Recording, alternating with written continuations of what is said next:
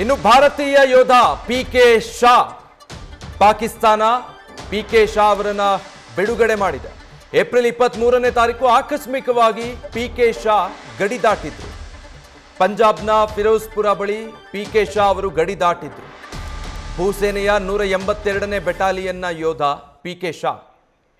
So ಈಗ ಅಟಾರಿ ವಾಘಾ ಬಾರ್ಡರ್ನಲ್ಲಿ ಭಾರತೀಯ ಸೇನೆ ಪಿಕೆ ಶಾ ಅವರನ್ನ ಪಾಕಿಸ್ತಾನದ ಸೇನೆಯ ಸುಪರ್ದಿಯಿಂದ ಸುರಕ್ಷಿತವಾಗಿ ಕರೆತರ್ತಾ ಇರುವಂಥ ದೃಶ್ಯಗಳನ್ನು ನೀವು ಗಮನಿಸ್ತಾ ಇದ್ದೀರಾ. ಏಪ್ರಿಲ್ 22ನೇ ತಾರೀಕು ಪಹಲ್ಗಾಮ್ನಲ್ಲಿ ಉಗ್ರರ ದಾಳಿ ನಡೆದಿರುತ್ತೆ. 26 ಅಮಾಯಕರನ್ನ ಉಗ್ರರು ಕೊಂದು ಎಸ್ಕೇಪ್ ಆಗಿರ್ತಾರೆ. ಅದಾದ ಒಂದು ದಿನದಲ್ಲಿ ಏಪ್ರಿಲ್ 23ನೇ ತಾರೀಕು ಯೋಧ ಪಿಕೆ ಶಾ ಅವರು ಗಡಿಯಲ್ಲಿ ಗಸ್ತು ತಿರುಗಬೇಕಾದ್ರೆ ತಮ್ಮ ಅರಿವಿಲ್ಲದ ಹಾಗೆ ಬಾರ್ಡರ್ ಕ್ರಾಸ್ ಮಾಡಿರ್ತಾರೆ. ಸೊ ಇದನ್ನು ಗಮನಿಸಿದಂಥ ಪಾಕಿಸ್ತಾನ ಸೇನೆ ಅವರನ್ನು ವಶಕ್ಕೆ ಪಡೆದಿರುತ್ತೆ. ಇಡೀ ದೇಶ ಮತ್ತು ಅವರ ಕುಟುಂಬ ಆತಂಕಕ್ಕೆ ಒಳಗಾಗಿತ್ತು. ಪಿಕೆ ಶಾ ಅವರನ್ನು ಸುರಕ್ಷಿತವಾಗಿ ಮರಳಿ ಕರೆತರಬೇಕು ಅಂತ. ಆದರೆ ಅದರ ಮಧ್ಯೆ ಭಾರತ ಮತ್ತು ಪಾಕಿಸ್ತಾನದ ನಡುವೆ ಸಾಕಷ್ಟು ಬೆಳವಣಿಗೆಗಳಾಯಿತು. ಉದ್ವಿಗ್ನತೆ ಹೆಚ್ಚಾಗಿ ಅದು ಯುದ್ಧದ ಹಂತವನ್ನು ತಲುಪಿತು. ಅಂತಿಮವಾಗಿ ಭಾರತ ಪಾಕಿಸ್ತಾನದ ಮೇಲೆ ಮಿಲಿಟರಿ ಆಪರೇಷನ್ನ ಮೂಲಕ ಪಾರಮ್ಯ ಸಾಧಿಸಬೇಕಾಯಿತು.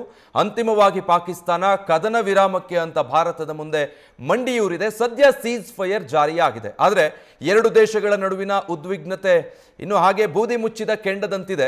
ಇಂಥ ಪರಿಸ್ಥಿತಿಯ ಮಧ್ಯೆ ಈಗ ಪಾಕಿಸ್ತಾನದ ವಶದಲ್ಲಿರುವಂತಹ ಭಾರತೀಯ ಯೋಧನ ಪರಿಸ್ಥಿತಿ ಏನಿರಬಹುದು, ಯಾವ ರೀತಿ ಇವರನ್ನು ಸುರಕ್ಷಿತವಾಗಿ ಕರೆತರಲಾಗುತ್ತೆ ಅನ್ನುವಂಥ ಒಂದು ಪ್ರಶ್ನೆ ಜೊತೆಗೆ ಆತಂಕ ಎಲ್ಲವೂ ಇತ್ತು ಪಿಕೆ ಶಾ ಅವರ ವಿಚಾರವಾಗಿ. ಆದರೆ ಸೇನಾ ಹಂತದಲ್ಲಿ ಇದಕ್ಕೆ ಸಂಬಂಧಪಟ್ಟ ಹಾಗೆ ಭಾರತ ಮತ್ತು ಪಾಕಿಸ್ತಾನದ ಮೇಜರ್ ಅಧಿಕಾರಿಗಳ ನಡುವೆ ಪ್ರಮುಖ ಮಾತುಕತೆ ನಡೆದಿದೆ. ಮಾತುಕತೆಯ ಮೂಲಕ ಪಾಕಿಸ್ತಾನ ತಾನು ವಶಕ್ಕೆ ಪಡೆದಿದ್ದಂತಹ ಸೆರೆ ಹಿಡಿದಿದ್ದಂತಹ ಭಾರತೀಯ ಯೋಧ ಪಿಕೆ ಶಾರನ್ನ ಮತ್ತೆ ಕಳುಹಿಸಿಕೊಡೋದಕ್ಕೆ ಒಪ್ಪಿಕೊಂಡಿತ್ತು. ಅದರ ಹಾಗೆ ಇವತ್ತು ವಾಘಾ ಬಾರ್ಡರ್ನ ಮೂಲಕ ಯೋಧ ಪಿಕೆ ಶಾ ಅವರನ್ನು ಭಾರತಕ್ಕೆ ಪಾಕಿಸ್ತಾನ ಸೇನೆ ಹಸ್ತಾಂತರ ಮಾಡಿದೆ.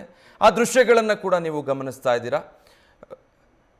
ಅಚಾನಕ್ಕಾಗಿ ಗಡಿಯನ್ನು ದಾಟಿ ಪಾಕಿಸ್ತಾನಕ್ಕೆ ತಲುಪಿದ್ದಂತಹ ಅಂದರೆ ಬಾರ್ಡರ್ ಕ್ರಾಸ್ ಮಾಡಿದ್ದ ಕಾರಣ ಪಾಕಿಸ್ತಾನದ ವಶದಲ್ಲಿದ್ದಂತಹ ಪಿಕೆ ಶಾ ಅವರು ಈಗ ಮತ್ತೆ ಮರಳಿ ಸುರಕ್ಷಿತವಾಗಿ ಭಾರತವನ್ನು ಸೇರಿದ್ದಾರೆ. ಯಾವ ರೀತಿ ಪಾಕಿಸ್ತಾನವನ್ನು ಶಸ್ತ್ರಗಳ ಮೂಲಕ ಭಾರತ ಹಿಮ್ಮೆಟ್ಟಿಸ್ತೋ ಅದೇ ರೀತಿ ಮಾತುಕತೆ ಮೂಲಕ ತನ್ನ ಯೋಧನನ್ನು ಕೂಡ ಸುರಕ್ಷಿತವಾಗಿ ಕರೆತರುವಲ್ಲಿ ಭಾರತ ಯಶಸ್ವಿಯಾಗಿದೆ. ಭಾರತದ ಸೇನೆ ಮತ್ತು ಪಾಕಿಸ್ತಾನದ ಸೇನೆಯ ಪ್ರಮುಖ ಅಧಿಕಾರಿಗಳ ನಡುವೆ ಮಾತುಕತೆಯಾಗಿತ್ತು ಈ ವಿಚಾರಕ್ಕೆ ಸಂಬಂಧಪಟ್ಟ ಹಾಗೆ.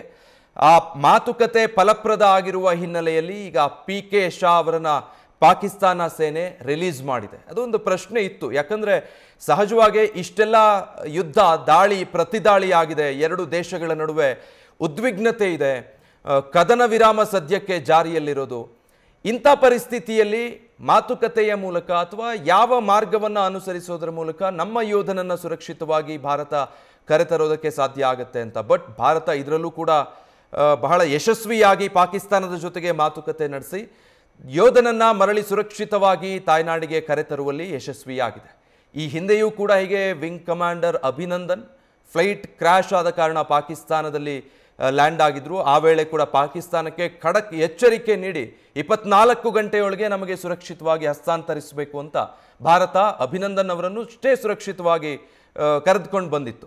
ಅದಾದ ನಂತರ ಪಹಲ್ಗಾಮ್ ಉಗ್ರರ ದಾಳಿಯ ನಾಳೆ ಏಪ್ರಿಲ್ 23ನೇ ತಾರೀಕು ಬಾರ್ಡರ್ನಲ್ಲಿ ಗಸ್ತಿನಲ್ಲಿರಬೇಕಾದ್ರೆ ಯೋಧ ಪಿಕೆ ಶಾ ಅವರು ಅಚಾನಕ್ಕಾಗಿ ಬಾರ್ಡರ್ ಕ್ರಾಸ್ ಮಾಡಿರ್ತಾರೆ. ಇದನ್ನು ಗಮನಿಸಿದ್ದಂಥ ಪಾಕಿಸ್ತಾನದ ಸೇನೆ ಅವರನ್ನು ವಶಕ್ಕೆ ಪಡೆದುಕೊಂಡು ತನ್ನ ಸುಪರ್ದಿಯಲ್ಲಿ ಇಟ್ಕೊಂಡಿತ್ತು. ಅದಾದ ಮೇಲೆ ಪರಿಸ್ಥಿತಿ ತೀವ್ರ ಉಲ್ಬಣಗೊಂಡಿದ್ದರಿಂದಾಗಿ ಅದು ಯುದ್ಧದ ಸ್ವರೂಪವನ್ನು ಪಡೆದುಕೊಂಡಿತ್ತು. ಹೀಗಾಗಿ ಇದಕ್ಕೆ ಸಂಬಂಧಪಟ್ಟ ಹಾಗೆ ಆ ಹಂತದಲ್ಲಿ ಮಾತುಕತೆ ನಡೆದಿರಲಿಲ್ಲ. ಆದರೆ ಕದನ ವಿರಾಮ ಘೋಷಣೆಯಾದ ನಂತರ ಇದೀಗ ಪಿಕೆ ಶಾ ಅವರ ಬಿಡುಗಡೆ ಕುರಿತು ಪಾಕಿಸ್ತಾನದ ಸೇನೆಯ ಜೊತೆಗೆ ಭಾರತ ಯಶಸ್ವಿ ಮಾತುಕತೆಯನ್ನು ನಡೆಸಿದೆ. ಅವರ ಫೋಟೋ ಕೂಡ ನೀವು ಗಮನಿಸ್ತಾ ಇದ್ದೀರಾ. ಇವರೇ ಯೋಧ ಪಿಕೆ ಶಾ ಅವರು 182ನೇ ಬೆಟಾಲಿಯನ್ ಅವರು. ಪಂಜಾಬ್ನ ಫಿರೋಜಾಬಾದ್ ಭಾಗದಲ್ಲಿ ಬಾರ್ಡರ್ ಸೆಕ್ಯೂರಿಟಿಯಲ್ಲಿ ಕಾರ್ಯನಿರ್ವಹಿಸಬೇಕಾದ್ರೆ ಅಚಾನಕ್ಕಾಗಿ ಬಾರ್ಡರ್ ಕ್ರಾಸ್ ಮಾಡಿ ಪಾಕಿಸ್ತಾನವನ್ನು ತಲುಪಿದ್ರು ಅನ್ನೋ ಕಾರಣಕ್ಕೆ ಪಾಕಿಸ್ತಾನ ಸೇನೆ ನಮ್ಮ ಈ ಯೋಧನನ್ನು ತನ್ನ ವಶದಲ್ಲಿ ಇಟ್ಕೊಂಡಿತ್ತು. ಕುಟುಂಬಸ್ಥರು ಕೂಡ ಇದಕ್ಕೆ ಸಂಬಂಧಪಟ್ಟ ಹಾಗೆ ಮಾತಾಡಿದ್ರು, ತೀವ್ರ ಆತಂಕ ವ್ಯಕ್ತಪಡಿಸಿದ್ರು. ಕೇಂದ್ರ ಸರ್ಕಾರ ಕೂಡಲೇ ಇದಕ್ಕೆ ಸಂಬಂಧಪಟ್ಟ ಹಾಗೆ ಕ್ರಮ ಕೈಗೊಂಡು ಸುರಕ್ಷಿತವಾಗಿ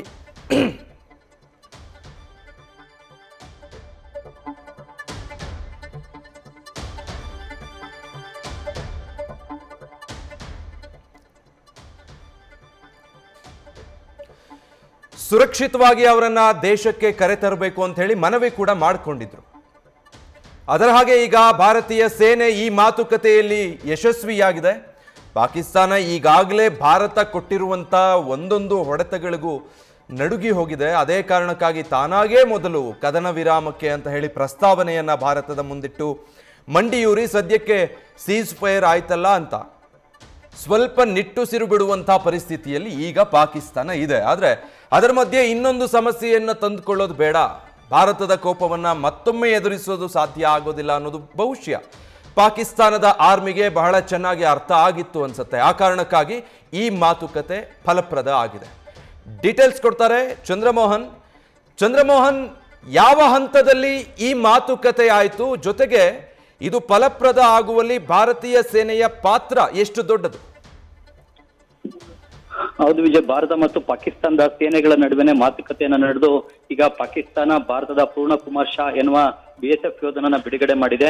ಈತ ಏಪ್ರಿಲ್ 23ನೇ ತಾರೀಕು ಸರಿಯಾದಂತಹ ಭೂಪ್ರದೇಶದ ಬಗ್ಗೆ ಮಾಹಿತಿ ತಿಳಿದೆ ಪಾಕಿಸ್ತಾನದ ಭೂಪ್ರದೇಶವನ್ನ ಪ್ರವೇಶ ಮಾಡಿದ್ರು. ಮುಖ್ಯವಾಗಿ DGMOಗಳ ನಡುವೆ ಮಾತುಕತೆ ನಡೆದಿತ್ತು. DGMOಗಳ ನಡುವಿನ ಮಾತುಕತೆನೇ ಯಶಸ್ವಿಯಾಗಿ ಈಗ ಪೂರ್ಣನ್ ಕುಮಾರ್ ಶಾ ಅವರನ್ನ ಪಾಕಿಸ್ತಾನ ಬಿಡುಗಡೆ ಮಾಡಿದೆ. ಅದೇ ರೀತಿಯಲ್ಲಿ ಭಾರತ ಕೂಡ ಪಾಕಿಸ್ತಾನದ ರೇಂಜರ್ ಮೊಹಮ್ಮದ್ ಅಲ್ಲಾ ಎಂಬಾತನನ್ನು ಕೂಡ ಬಿಡುಗಡೆ ಮಾಡಿದೆ. ಮೊಹಮ್ಮದ್ ಅಲ್ಲಾ ಎಂಬಾತ ಕೂಡ ಭಾರತದ ಭೂಪ್ರದೇಶವನ್ನ ಪ್ರವೇಶ ಮಾಡಿ ಭಾರತೀಯ ಸೇನೆ ಕೈಗೆ ರಾಜಸ್ಥಾನದಲ್ಲಿ ಸಿಕ್ಬಿದ್ದಿದ್ದ. ಆತನನ್ನು ಕೂಡ ಬಿಡುಗಡೆ ಮಾಡಬೇಕು ಅಂತ ಹೇಳಿ ಪಾಕಿಸ್ತಾನ ಮನವಿಯನ್ನ ಮಾಡ್ಕೊಂಡಿತ್ತು. ಹೀಗಾಗಿ ಎರಡೂ ದೇಶಗಳು ಕೂಡ ಒಬ್ಬೊಬ್ಬ ಸೈನಿಕನನ್ನ ಪರಸ್ಪರ ಎಕ್ಸ್ಚೇಂಜ್ ಮಾಡ್ಕೊಳ್ಳುವಂತ ಕೆಲಸವನ್ನ ಇವತ್ತು ಮಾಡಿವೆ. ಪಾಕಿಸ್ತಾನ ಈಗ ಫಿರೋಜ್ಪುರ ಗಡಿಯನ್ನ ದಾಟಿ ಹೋಗಿದ್ದಂತಹ PK ಶಾಹನನ್ನ ಬಿಡುಗಡೆ ಮಾಡಿದೆ. ಅದೇ ರೀತಿಯಲ್ಲಿ ಭಾರತವು ಕೂಡ ರಾಜಸ್ಥಾನದ ಗಡಿಯನ್ನ ದಾಟಿ ಭಾರತದೊಳಗಡೆ ಬಂದಿದ್ದಂತಹ ಮೊಹಮ್ಮದ್ ಅಲ್ಲಾ ಎಂಬ ಪಾಕಿಸ್ತಾನದ ರೇಂಜರ್ನನ್ನು ಕೂಡ ಬಿಡುಗಡೆ ಮಾಡಿದೆ. ಹೀಗಾಗಿ ಈಗ ಸೇನೆಗಳ ನಡುವೆ ಈ ಒಂದು ಮಾತುಕತೆಯನ್ನ ನಡೆದು ರೇಂಜರ್ಗಳ ಪರಸ್ಪರ ಬಿಡುಗಡೆ ಮಾಡೋದು ಮತ್ತು ಯೋಧರನ್ನ ಪರಸ್ಪರ ಬಿಡುಗಡೆ ಮಾಡಿ ಈಗ ಎರಡೂ ದೇಶಗಳು ಕೂಡ ಸೈನಿಕರನ್ನ ಪರಸ್ಪರ ವಿನಿಮಯನ ಮಾಡಿಕೊಂಡಿವೆ. Vijay, thank you Chandramohan. News First ನಿರ್ಭೀತಿಯಿಂದ ನಿಮ್ಮ ಪರವಾಗಿ.